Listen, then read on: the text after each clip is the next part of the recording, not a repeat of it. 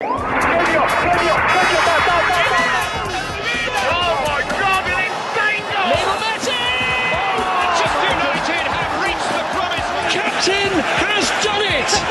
save! Unbelievable! The stuff dreams are made of! Speaking Football.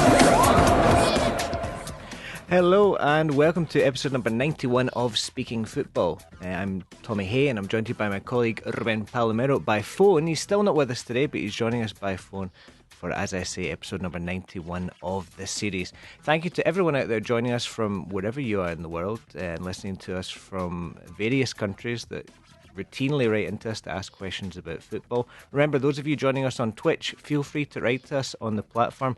Ask us any kind of questions that you want and we'll try our best to answer them. If you're joining us on the radio, welcome, and remember that if you enjoyed listening to Richard Balgan live over the last hour, you can hear more from Richard on La Hora Extra, which is on at 12:30 Spanish time, right after this show, so stick around.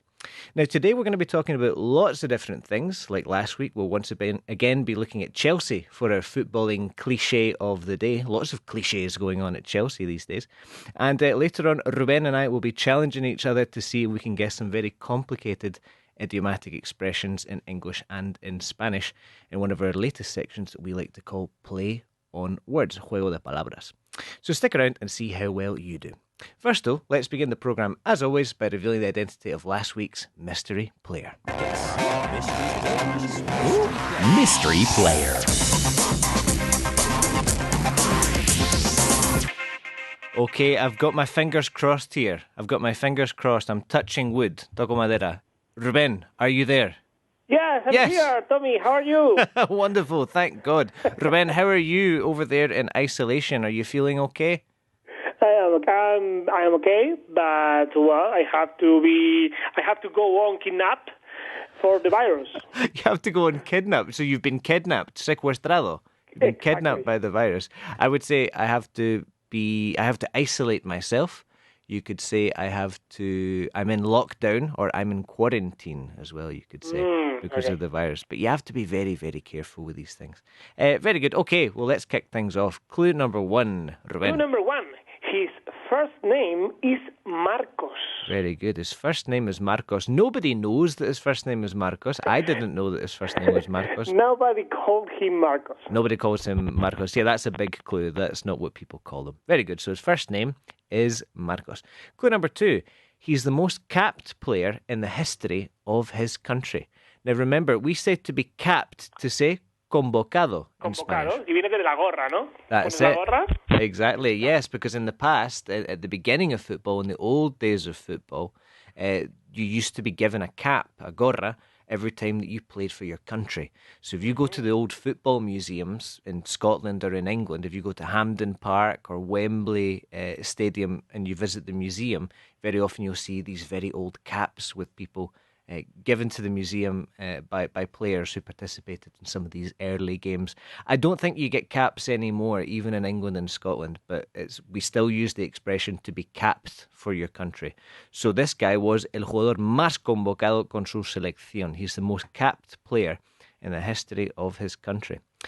Clue number three, Ruben. Yes, and his national side is not a simple one because he played in 3 consecutive World Cup finals. Yeah, this guy wasn't a star for San Marino or Liechtenstein or any of these teams. It was a big footballing country, and he played in 3 consecutive World Cup finals. Can we name which ones? 94? Yeah, 98 and 2002. Very good, 94, 98 and 2002. So if you're a real football fan, you'll know which country he's from there. However, I'm a big football fan, and I didn't really think about this when this player was mentioned. Clue number 4, he played for Real Zaragoza for a very short period of time, but he played for Real Zaragoza, which maybe people here in Spain know, but I think a lot of people outside of Spain don't know. Yeah, you can check the photo we share on Twitter. That's playing against Amavisca. Amavisca, very good. We're going to show you the photo in just a minute after clue number 5, which is, Ruben? He retired at AC Milan. Very good, and well done. He retired at AC Milan. Remember, we don't see he retired in Milan. If you say he retired in Milan, that just means se jubiló in Milan. That could be the city. That could be anything. But if you say he retired at Milan, that means that he retired at the football club, AC Milan. Who was our mystery player, Ruben? Yeah, our mystery player was Cafu. Fantastic. Cafu. Those of you joining us on Twitch, you can see the great Cafu on the left-hand side playing in the red of Real Zaragoza. He wasn't playing in the white. It was obviously an away game there at the Bernabeu. Really fantastic photo there. And he looks incredibly young in that photograph as well. He looks like a very young man. We're going to talk a little bit more about Cafu's time at Zaragoza later. But first off, Ruben, did we have many winners this week? Pues no ha habido muchos ganadores porque creo que esta semana es difícil. Es que Marcos es un nombre bastante poco común y solo tenemos 4 ganadores que han sido Román Bayón, David Mondíaz, que dice I didn't ever remember that Cafu played for Real Zaragoza. CBP, que nos dice Marcos Evangelista de Moraes, Cafu, y Francisco Muñoz. Esos son los 4 ganadores, los 4 acertantes de la pregunta de esta semana. You know, it's really strange. I thought this week was quite easy, you know, compared to other weeks. But it just shows you how funny it is sometimes people's knowledge of football. Sometimes it really surprises me. I mean, I remember we had Gordillo, the great Betis player, a few weeks ago, and loads of people got it. Lots and lots of people got it. And this week, you know, Cafu for me was like the biggest player, the biggest right back in history, maybe the best right back in history, and only 4 people got it. Very, very strange. However, congratulations to the 4 guys, the 4 people that did get it. That's really great. On that opinion, Ruben, that Cafu is the best right back in history. Would you agree? I have a doubt between Cafu and Alves. Are you basing that on the fact that Alves has won what he's won? He's won so many trophies. He's won more trophies than anybody. I don't know if Alves maybe had more trophies than Cafu, but not only for the trophy, because I think the trophies are something as important, but not the most important thing, because it depends on where you were born, on which clubs you played. Mm-hmm. But I'm talking about the feeling about when they are playing, because with Cafu, with Dani Alves, as you know, that they are very great players, how they can defend and attack. And I think, for my opinion, Alves is a very, very, very great right back. Yeah, exactly. And he kind of changed football as well in many ways. He revolutionised things, or he played in a role that really revolutionised football, being a great attacking right back as well. So perhaps I think it's a very difficult thing. We should probably ask a Brazilian person to see what they think, because Brazilians, it's probably a very interesting debate in Brazil. Who's better, Cafu or Dani Alves? Any anecdotes? Something important we have to forget is not only how they play is important. I think it's important too how you are like a person. If you are a nice guy, you are going to receive better treat from the journalists, for the media, etc. Yeah. And I think that's important too. That's it. Yeah. Better treatment, we would say. Better treatment from the journalists. Yeah, that's true. Yeah, Cafu, generally speaking, is kind of remembered as quite a nice guy. Very, very popular football player. I was going to say, any anecdotes about his time at Zaragoza? Well, it's very strange, because when Cafu came to Zaragoza, it wasn't a success, because they came from Brazil and they come back because, digamos que no triunfó. He wasn't successful. Yeah, to be successful is triunfar in a place. He was very young, very thin, like you can see on photo. Yeah. Yeah, very, very thin player. And sometimes, you know, it just doesn't work. Some teams, it's a bit like a good comparison in the Premier League, or in Germany now, is Serge Gnabry. Gnabry, who plays for Bayern Munich now, he played at West Brom for a while. He started off at Arsenal, and then he played for West Brom. And I remember the West Brom manager, who was a man called Tony Pulis, he said that Serge Gnabry wasn't good enough, no tenía el nivel. He didn't have the level for West Brom. And now look at him. I am going to ask you a question, because there is an expression, especially used in basketball, it's a late bloomer. Fantastic, yeah, a late bloomer. You can say the same in football, o sea, un jugador que ha tardado en desarrollarse físicamente. Exactly, a late bloomer. Yeah, you can say it in football, you can say it in general as well. You know, if somebody's maybe not very good looking when they're young, and then later they become a bit more handsome, a bit more kind of good looking. You could say that person is a late bloomer. But we use it in football all the time. Yeah, he was a late bloomer. He started off, at an okay level, and then he really increased his level, or she really increased her level. Absolutely, a late bloomer. Very good, excellent, fantastic. In Scotland and England, just last thing to say here. In Scotland and England, we like to make comparisons between players.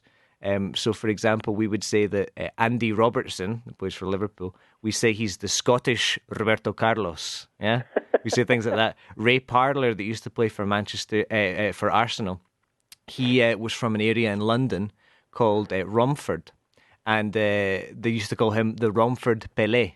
Yeah, the Romford Pelé. And there was a player that played for Glasgow Rangers a few years ago, probably about 12 years ago now. His name was Kirk Broadfoot, and he was a right back. And the Scottish fans used to call him, the Rangers fans used to call him the White Cafu, the El Cafu Blanco, the White Cafu. And there was a brilliant cántico, a brilliant chant, which is a little bit vulgar, so I've changed it slightly, but it was he's the White Cafu with the crap tattoo. Yeah, because algo así como que el cafú blanco que lleva una porquería de tatuaje. Exactly, it's el cafú blanco que lleva una porquería de tatuaje. No, it wasn't crap, it was another word que rima con white, okay? Use your imagination, okay? It was a bit more vulgar, okay? Yeah. He's a white cafú with a tattoo, okay? Because Kirk Broadfoot had a terrible tattoo on his neck. I think it was like a Japanese symbol or something. But he's a white cafú with the bad tattoo, let's say. But I thought that was one of my favourite football chants in the history of Scottish football anyway. Okay, well, we're going to move on to our first section of today's programme, which is our football cliché of the day. They started in the front foot when you're under the cosh. You're not at the races. Cliché of the day. Okay, now I'm going to try and get the cliché of the day up here. Let's see if it works. Yes. Bear with me, people on Twitch. Yes, we have it. The cliché of the day. We're once again back at Chelsea. Remember, cliché means tópico if you're talking about clichés of a country.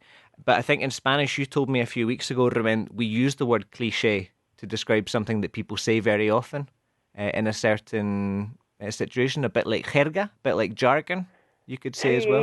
Sí, bueno, realmente la palabra cliché la utilizamos exactamente igual, ¿eh? Yeah, exactly. Yeah, so obviously comes... incorporado y utilizamos como cliché, sí, como... Sí, una forma de jerga, sí, como jerga. Sí. Jerga means jargon, but that's more specific to a sort of industry. And I think in football is an industry, so we have a lot of jargon, a lot of clichés. And I don't know why, but for some reason, clichés always are very popular at Stamford Bridge. We're going there today to Chelsea. Last week we were talking about pinchazos, which was when people were denting the title chances, or this word dent.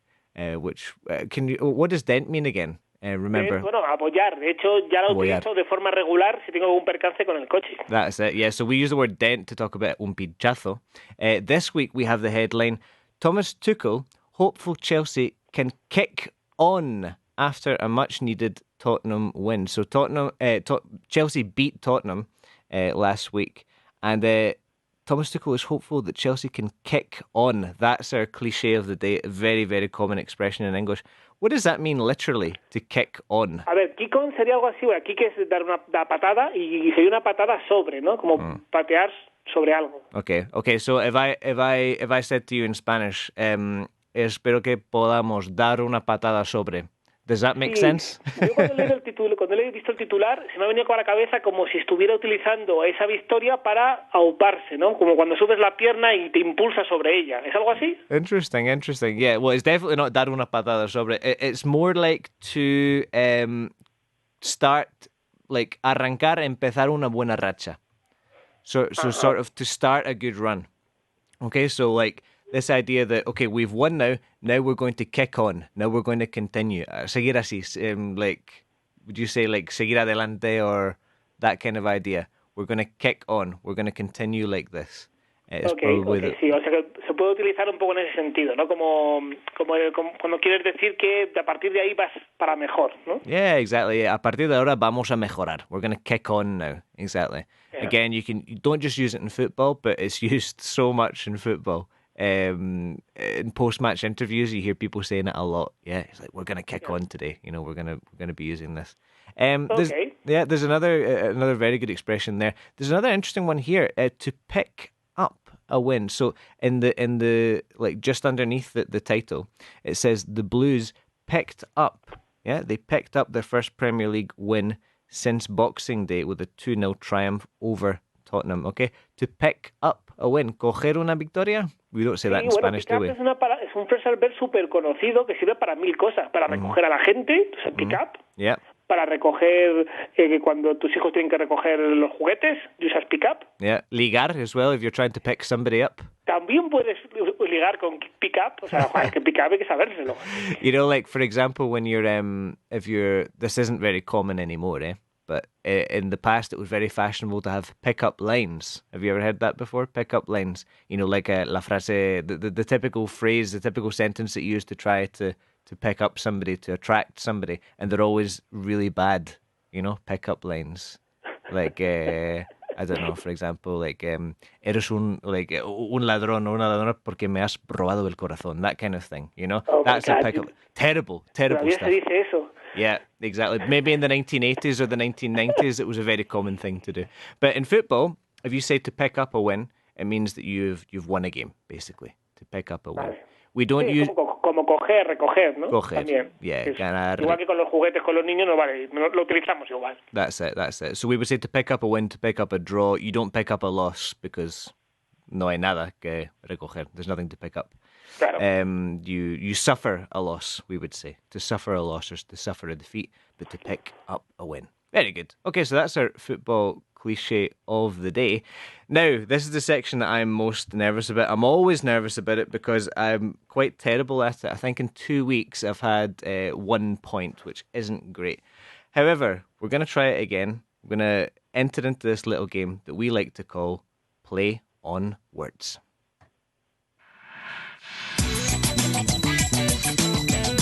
Play on Words. Loving the music again. I love that guitar. It sounds kind of 1970s, sort of like... what was that movie with Isaac Hayes? I can't remember. It'll come back to me. It sounds like that kind of 1970s sort of guitar music. I absolutely love it. And it's introducing this game called Play on Words. Ruben, can you quickly explain the concept of this game to those listening at home, to anybody who hasn't been here for the last couple of weeks? The concept is very clear. I have two Spanish words, and Tommy has 2 British words. Mm-hmm. And we are going to share it with the intention that if Tommy knows what I am saying, and vice versa. Exactly, and vice versa. Exactly, that's a very good explanation. So Ruben's going to give me, going to test me on 2 phrases, 2 expressions in the Spanish language. And I say the Spanish language because it's not just from Spain. It can be from any country that speaks Spanish. So last week we had Peru, I believe. Which countries do we have this week? Argentina, and today we are going to go to Mexico. Oh my God, Argentina and Mexico. Now we've got a lot of followers from Argentina and Mexico. So on Twitter, we'll probably have an interesting debate about some of these expressions later. Let's start with you, Ruben. Give me your first word. The first one is from Mexico. Okay. We are going to go there. We are going to discover a very, very, very popular word, not only in Mexico, I think in Latin America. The word is chanfle. Chanfle. Yes. Chanfle. Let's spell that. C-H? Is that how it's A-N-F-L-E. A-M for Minnesota? And like Navarra. Like Navarra. F-L-E. I'm going to repeat it. Chanfle. C-H-A-N-F-L-E. Chanfle. Chanfle. I can give you a sentence if you want it. We'll start with a sentence because that usually helps to try and contextualize what we're hearing. Just to give you an idea, I have absolutely no clue what this is, chanfle. So yes, a sentence would be very nice for you here, Ruben. I'm going to give you 2 sentences because I think it's going to be difficult for you. ¿Sabes hacer un doble chanfle? Claro, un remate con chanfle. A double chanfle. A double chanfle. Chanfle. No, let's see a double chanfle. Now, is chanflar a verb? Am I making that up? Puedes decir chanflazo. Chanflazo. Doble chanfle. Now, what can you do a double... now, a double, I'm trying to think of something you can do a double of. You can do a double step over. Bicicleta. Sí, tú puedes hacer una bicicleta, pero no tiene nada que ver con esto. Nothing to do with that? Damn it, okay. What was the second sentence? Fue un remate con chanfle. Okay, so it's a chanfle, a shot with chanfle. A shot with chanfle. It sounds like something gastronomic almost. It doesn't sound like anything like related to football, I have Esta to say. semana no traigo plato típico relacionado con la palabra. Es solamente, pero sí, en algunos contextos también se ha utilizado, y ahora te explicaré un poco la historia, como sinónimo de caramba. Okay, caramba. So, from The Simpsons, I don't know if he says this in Spanish, but Bart Simpson always says, ay caramba. Always, Caramba. always, always. Yes. So, chanfle. So, it's like, it's been a synonym of that in the past. Chanfle. Lo puedes lo puedes utilizar y además se usa mucho. Ahora cuando te cuente la historia vas a alucinar. I think you've got me here again, Ruben. Yeah, I think you've absolutely killed me. Right, tell me. Bueno, te cuento. La historia de chanfle. Chanfle es un efecto que se le da al balón en el remate que toma una trayectoria curva. Doble chanfle es cuando, por ejemplo, el famoso tiro de Roberto Carlos en el 97 contra Francia, que coge un doble chanfle. Right. So is it a bit like rosca sort of thing, Sí, es como efecto, sí, como efecto. Right, okay. Más como efecto. Y te cuento un poco la historia. En los años 60 había un término francés que se llamaba chanfle, que significa bisel. El bisel es un corte oblicuo que se da en algunas zonas. Y en México ese sonido se fue adaptando a lo que conocemos como chanfle, gracias sobre todo a un actor conocido como Chespirito, aunque él se llamaba Roberto Gómez Bolaños, y lo que hace es que empieza a hacer una serie que se llama El Chavo del Ocho, en el que cada vez que quiere decir caramba dice chanfle. Y de hecho grabaron hasta una película sobre fútbol.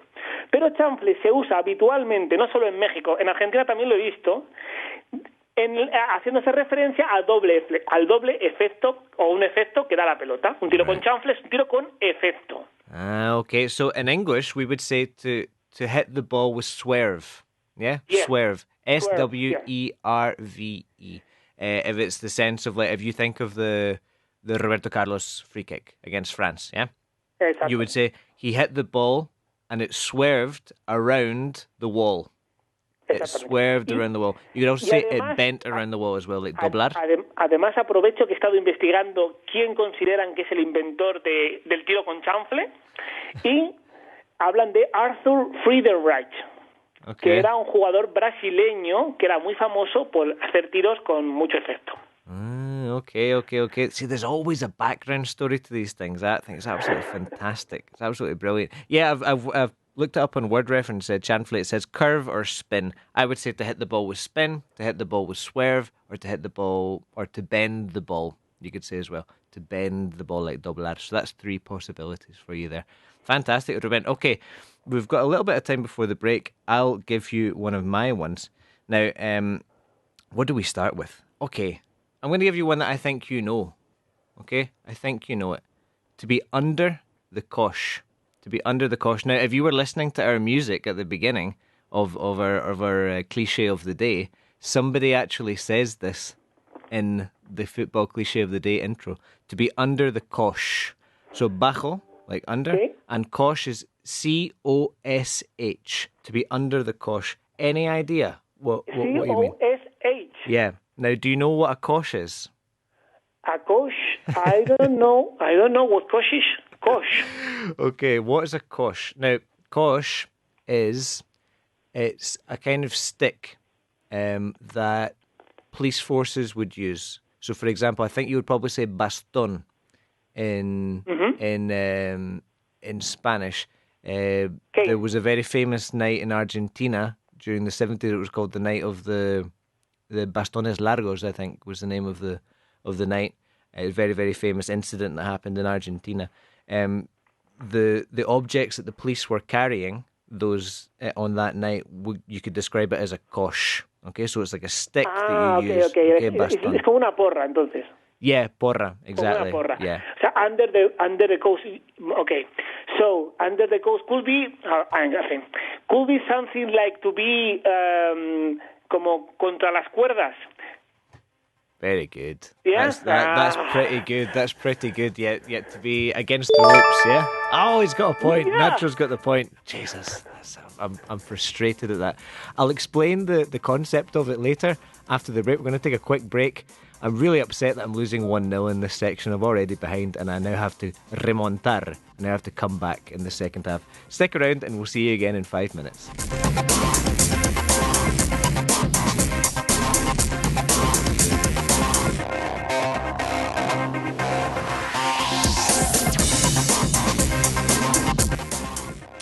Hello and welcome back to Speaking Football. I'm currently losing again and I have to remontar. I have to come back in this little section that we're calling Play on Words, Juego de Palabras.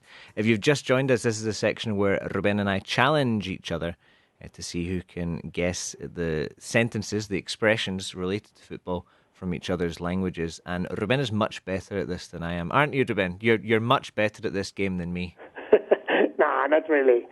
I think you have more. I think I put it down to the fact that you have more experience with this kind of stuff. But you know, I love it. I absolutely love it because I like to teach on this show, but I also like to learn, and I always learn some kind of new expression, and that's what it's all about. If you learn something new every day, it's going to be a productive day for you. Okay, Ruben, you've said that this little one is going to be more easy for me. Yeah. You say it's going to be a bit less complicated for me. Tell me. Yeah, now we are going to introduce a word, a Spanish word. It's very common to use this word, and is. ¿Qué significa gol de chiripa? Right. The remontada is on. Okay, the remontada is happening here today because I know this one. I think I know this one anyway. But we're going to try and dissect it. Okay, we're going to try and dissect it. Gol de chiripa. First of all, give me an expression. Give me an example of the expression in Spanish. Por ejemplo, la frase podría ser: el gol ha sido de chiripa. El gol ha sido de chiripa. Very good. Okay. Can you think of any famous examples of chiripa goals? Pues, por ejemplo, un gol que puede ser de chiripa. Joder, ahora que me lo dices, me va a costar encontrarlo. I can tell you one if you want to wait some time. Dime tú uno. Okay, right. I think a good goal of chiripa is Luis Figo against England in Euro 2000, and you see it first. He shoots from outside the box, and you think, "Oh my God, that's the best goal I've ever seen." And then you see the replay from another angle, and you realise that it is in fact a chiripa goal because it takes a big deflection off of one of the English players. Yeah, and it tricks the goalkeeper. So that is the definition. You hear the disappointment in Ruben's voice that I've got one. I've got a point. Yeah, you know, un gol de chiripa es un gol que se mete por suerte, que se hace por casualidad y viene del mundo del billar, de pool's world. Yeah, pool, yeah, exactly. Donde también se puede llamar carambola. Very good, exactly. So in English, there are a couple of ways to say this. You could just say a lucky goal, or a fortunate goal, in the same way that you can say... Sorry? You can say fluke. Fluke is really what we're looking for. Yeah, you could say the goal was a fluke. Yeah, the goal was a fluke. Here's a question. Would you ever say de pura chiripa? You can say like a complete fluke, no? Sí, es como mucha chiripa. Yeah, exactly. Gol de chiripa y de pura chiripa es todavía más chiripa. So you, in English, you could say the goal was a complete fluke. A complete fluke. Fluke, yeah. Complete fluke. If you're wondering about the spelling, think of Star Wars. Luke, Luke, and then put an F in front of it. Like Luke Skywalker, fluke. That's how you pronounce it as well. L-U-K-E. Exactly. De hecho, las dos palabras que tenía hoy, la primera se puede traducir por caramba y la segunda por carambola. Carambola. I think Spanish is interesting as well because I believe this is a situation that you have more sustantivos, you have more nouns than we do, and we have more verbs. So, which leads me very conveniently onto the next one, the next challenge I have to you, which is a great one. I was talking about this to somebody a little while ago. My next one. Oh, by the way, Nacho, I never got a sound when I got it right. There we go. Jesus, thank you. Now, yeah. I just realised I never got a sound for my point. Okay, te perdono la vida. I forgive you, Nacho, for that. Okay, my next one is to stand someone up. To stand a player up. Okay. A ver, esa parece muy sencillo, ¿no? To stand up es estar de pies.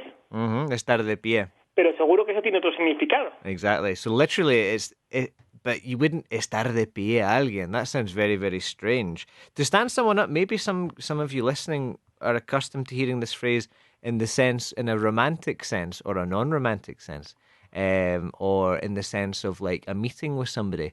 In Spanish, if you want to say, in English, if you want to say dar plantón, that is to stand somebody up.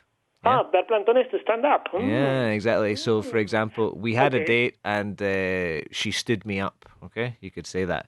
She stood me up. Or... Okay, tell me a football sentence. Exactly, because it's obviously not romantic in a football sentence. For example, if... I'm going to give you a situation more than a sentence, right? It's a skill. It's a thing that you do, okay, on the pitch. That's a clue. And if you are a defender, you have to do this, okay? I know it. If you, for example... Opposite to tackle. I like that, yeah. So it's the opposite of tackling, yeah. So it's a type of defending, but it's not tackling, yeah, exactly. Yeah, when you don't tackle and you have to stand up, because if you go tackle, it's dangerous because he can dribble you. Exactly, yeah, it's dangerous because he can dribble around you. Yeah, he can beat you on the pitch. So Nacho's thinking. Any idea, Nacho? No, he's got no idea. He's shaking his head. He's not sure. Okay, I think Ruben's on the right track though. You hear this shout very often. It's stand up. Okay, I coach a team on Saturdays, and I always shout to the defender, the right back, stand up, Ricky, stand up. Okay, it means. Any idea, Ruben? How would we translate it into Spanish? I'm going to say that. Es mantenerse de pies en el sentido de no ir al suelo para no perder tu posición como defensa. O sea, no ir al suelo. I think the best translation is aguantar. Aguantar. If somebody says aguanta, means stand up. En fútbol tú puedes decir aguantar o no ir al suelo. Cuando tú le dices a un jugador como entrenador, no vayas al suelo, es para que, porque claro, cuando vas al suelo te estás arriesgando a que te regate. Exactly, yeah. So, I don't know. Nacho, does he get a point there? I think he was about half right. Let's give him a point. Going generations. Ruben, when's your birthday? What's the date of your birthday? 19th of March. Okay, this is an early birthday present for you. You get a point in this game. Okay, an early birthday present for you. So happy birthday in advance. An extra point for an answer. Really, really good. Yeah. So if you're wanting to say, if you're a coach, if you're listening to this and you're a coach, or if you play football and you want one of your players to sort of stop a defender, but you don't want him to tackle, you should say stand up. Okay, stand up. It's like resist. Stand up. Yeah. Aguanta. That's it. Very good. Excellent. Fantastic. Very good. Okay, well, now that I've lost again, but I feel that it was a good victory for me. Voy mejorando. I'm getting better little by little, poco a poco. We're now going to have a look at what's been happening in the world of football in recent days, and that means that it's time for this week's Press Review.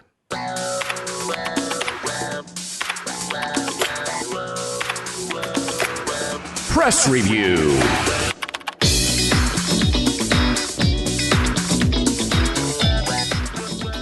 So, Press Review, I think we have 3 articles. Look here, let's just check how many we have. I think we have 3 or 4 articles here in different countries. Do we have one over here? We'll start off... No, we've only got 3 articles. Okay, 3 articles. We've got 1 from England, I believe, and we've got 2 from Spain. So let's start off with the one on the left that we have from Spain. Atletico revel in madness of wildest win yet. But will it be a turning point? Okay, some great expressions in there.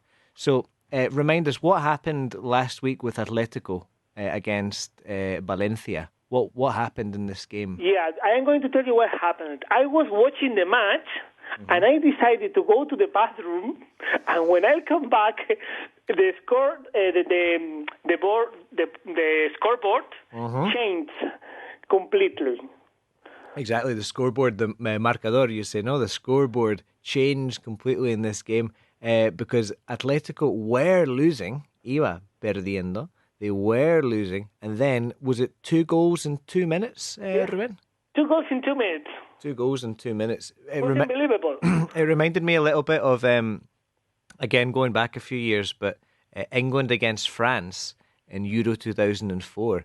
I remember England were winning 1-0. I think it was Michael Owen scored for England, and then a great goal. You know, I'm Scottish, so I hate when England win any. That's the reason why you remember that. That's it. Well, I hate when England win games, so it was like the 90th minute, and I decided that I was going to go upstairs and have a shower. I remember it clearly. I was going to go upstairs and have a shower. I went into the shower, had a shower, I came out, and Zinedine Zidane had scored 2 goals, and France had won and come back. It really reminded me of this, honestly reminded me of this. So, Atletico revel in madness. Now, to revel in something, this is an interesting verb, to revel in something. Revel es como revelarse. No, is that not to reveal? That would be more. That would be more like to reveal, like to. Yeah, revelar, like, to reveal the mystery player, for example. No. Claro, sí, como revelar. No. Sí, se revela, ¿no? That's to reveal. To revel, R-E-V-E-L, is like disfrutar. It's like to enjoy, but like disfrutar a tope, you know, really enjoy. Esto, reveal es un poco false friend. Si estamos hablando de gozar, ¿no? Exactly, gozar. I like that. Wow. That's to revel in something. To revel in something. Revel in something. Yeah, it's like gozar. Exactly. So Atletico really revel in the madness. Now, madness is en la locura. La locura. Yeah, of wildest win yet. Okay, wildest win yet. Wildest sería como salvaje, ¿no? En la victoria más salvaje. Yeah, like a día de hoy would be A yet. día de hoy. It would be yet. If you see yet at the end of a sentence or the end of a title, it means a día de hoy. So, for example, this is the best win yet. This is the best moment yet. The wildest win yet literally means salvaje, but to be honest, in this context, I would translate it as crazy. Just a crazy win. Yeah, de locos, probably you would say, no? Like la victoria, a día de hoy, la victoria más loca, más increíble. Yeah. So Atletico revel in madness of wildest win yet, but will it be a turning point? Now, to turn is to girar. Sí, turning point sería como punto de inflexión. Very good. That's the exact translation. A turning point. ¿Será esto un punto de inflexión? ¿A partir de ahora el Atlético mejorará? Yeah, exactly. Fantastic. Very good. Very, very good translation. Yeah, punto de inflexión is what we would say. So we say a turning point, okay? You could say it was a turning point in my career. It was a turning point in our season. It was a turning point in my life. You can use it for all of these situations. Yeah, a turning point. Like, literally, punto girando is what we say. Punto girando. Yeah, literally is what we say. Yeah, a turning point. Very good. Excellent. So that's that. Do you think it will be a turning point for Atletico's season, Ruben? Any idea about We are going to check in the next match.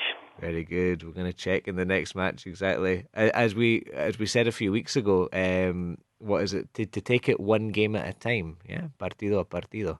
They have to take it one game at a time. That was our cliche from a few weeks ago. Very good.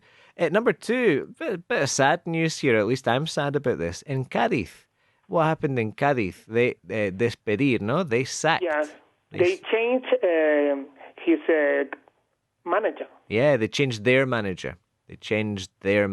Yeah, remember, if it's a team, it's always plural. They changed their manager.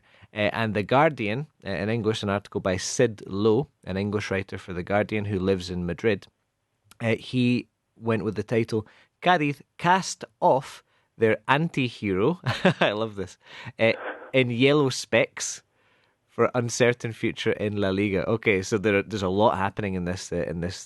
Madre mía. Yeah. What a headline. And what a headline. Incredible, isn't it? What a headline. That's it. So let's go back to the beginning. To cast somebody off or to cast something off. Cast, si no tuviera la off, sería un reparto, no un casting. Very good, exactly, a casting. Pero si ponemos off, cast off, es algo así como deshacerse de, ¿no? Exactly, deshacerse de. Deshacerse de is, in normal conversation, it's to get rid of. To get rid of. Get, R-I-D, of. But in a more formal or sort of poetic, literary sense, you can say to cast something off or to cast someone off. It just means to get rid of somebody, basically. Now, in this context, it would be despedir. Despedir. Pero, por ejemplo, si en una película el malo de la película quiere que maten al bueno, le diría cast him off. To cast him off. I don't know what we would say. No, I would probably just say to kill him, to be honest, in that sentence. But to cast somebody off or to cast something off, it's like to get rid of something. So Cádiz get rid of their anti-hero. I like this. Now, anti-hero is anti-héroe, no? Anti-héroe, yeah, like Tony Soprano or Walter White in Breaking Bad. You know, these guys are anti-heroes. You shouldn't like them, but you do. An interesting description of Cervera as an anti-hero. In yellow specs. Now, specs. Yellow está claro que es amarillo. Eso parece fácil. Yeah, that's specs, specs pueden ser gafas, pero también que es como especulación, ¿no? Como especular.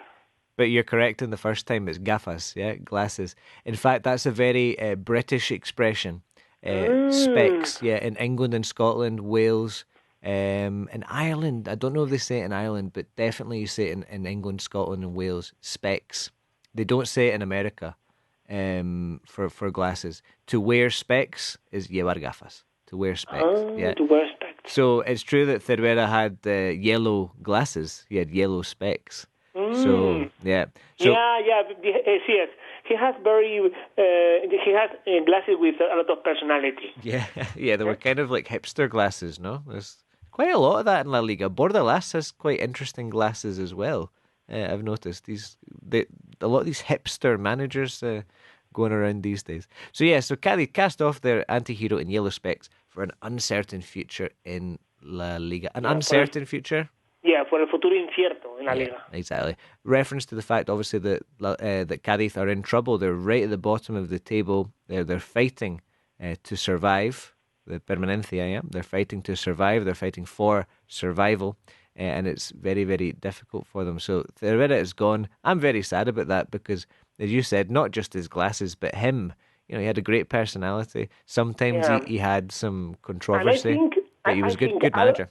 Álvaro is a very great gaffer, but Sergio González is a great gaffer too. Yeah, it's true, exactly. You notice Ruben has used a British expression there, gaffer, exactly. Yeah. Gaffer, which means manager. Manager or coach. Exactly, gaffer, Gaffer. Yes, so, you know, a really, really good gaffer, really good manager, but he's sadly no longer there. Okay, and the very last one, we're going to go to England now. I like this one. A classic example of a French word being used in English, naive. Naive. That naive es como inocente, ¿no? Inocente, ingenuo. It could also be like, implies that you have poca experiencia. You don't have much experience, so you're naive.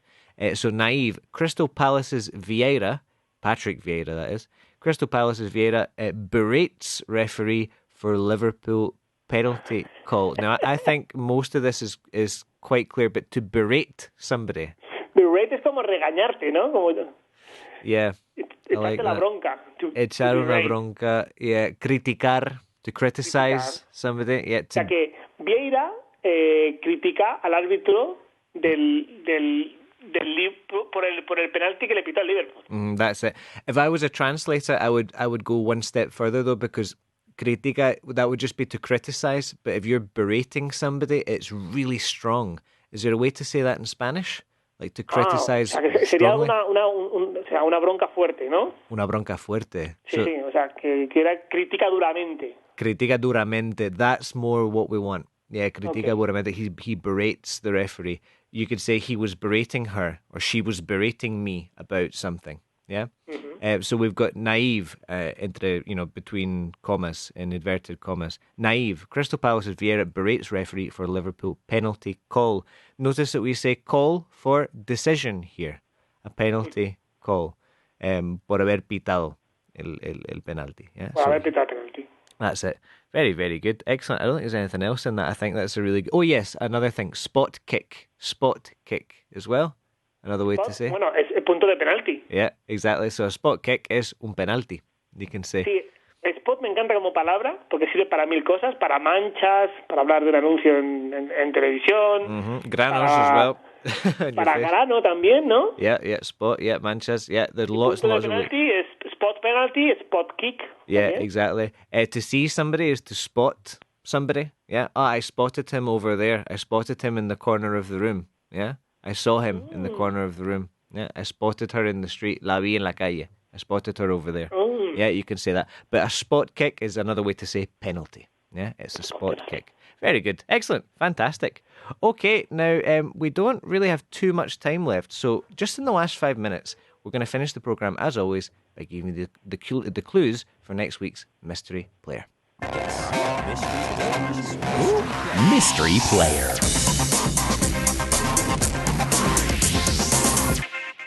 Okay, right, let's make sure that we make this nice and clear for people because there are a few interesting clues that Ruben has come up with here. Number one, Ruben, nice and simple. Yeah, he only played in Spain. Very good. Solo jugó en España. He only played in Spain. So that's nice and clear. He never played in any other countries. He only played in Spain. Now, this one is very interesting. Very interesting. It's related to his nickname, su apodo. Related to his nickname. His nickname was the Gale. The Gale. Okay. Now, this isn't the Gale in the sense of alguien que habla gaélico escocés. Okay. This isn't a Gale in that sense. It's not Gael. It's not a Gale. It is Gale in the sense of, you can say this here, a wind, a type of wind. Yeah. A Gale. If you say very common in the north. Very, very common in the north. Yeah. When I was growing up, my grandmother used to always say, "Oh God, it's blowing a gale out there." Yeah, it's blowing a gale. Yeah, and that's like soplar, like blowing a gale, just means it's very windy. It's very, very windy. So there's a gale outside, or it's blowing a gale. So this guy's nickname, this player's nickname, was the Gale. Sort of, I don't know how exactly you would translate it. There is a particular word. It's a very specific type of gale, isn't it? From the north of this country, from the north of Spain. So that's a bit of a clue. We're not going to be too specific, but his nickname was the Gale. Very good. Now, clue number 3, Ruben. He has more European caps than any other player in history. That's it. So, in terms of his record in Europe, there's nobody in his time has come close to him. Okay, he's at least right now. At least right now. It could be, if you're listening to this program in 10 years, it's possible that maybe somebody's beaten this record. But at the moment, in 2022, he's won more European Cups than any other player in history. A really incredible record that this guy had. Very good. Clue number 4. He played in 2 World Cups. Participó en los Mundiales de Chile 62. Okay, so he played in 2 World Cups. Chile, 1962, and England, 1966. So he played in 2 World Cups there. He never had any success there, as you maybe have guessed. Spain in 62 weren't particularly successful, nor were they successful in England. They were successful between those 2 World Cups in the European Championship, though. They won the European Championship, so that's an extra little clue. He played for he was Spanish. I think that's pretty obvious. But in terms of the World Cup, he had no success. Played in Chile in 1962 and England 1966. And the very last clue, Ruben? He was born in the Cantabrian municipality of El Astillero. Very good. Okay, so municipio, we would say municipality. Municipality. Very interesting. Astillero in English is shipyard. Shipyard is what we would say. So literally, jardín de barcos is what we say. Oh, qué bonito. Shipyard. Yeah, my grandfather used to work in a shipyard in Glasgow, but he didn't work in El Astillero, which is, of course, a Cantabrian municipality in the north of Spain. So this guy was from here. Okay, well, as always, if you think that you know the answer, you can write into us here on Twitter. It's speak_football_, and you can let us know who you think the mystery player is. We'll see if we can get more than 4 answers this time. We'll see if we can increase the number of people who get this right. Do you think people will get this one right, Ruben? I think there are going to be a lot of people who's going to know the answer. Yeah, I think so. I think a lot of people are going to get this one correct, especially in Spain. Okay, if you're listening to us from outside of Spain, have a good think about it. Try not to Google it. But maybe, I think we've given you some pretty big clues there, particularly that clue number 3. He's the player with the most European Cups in history. Really, really incredible record. Okay, so thank you to all of us who joined us here on Twitch, and thank you for those of you who are listening to us on the radio as well. Stick around with us here for La Hora Extra with Richard Vaughan, which starts in a few minutes. And we'd like to thank you for joining us as always, and we will see you again soon. Bye-bye. Bye.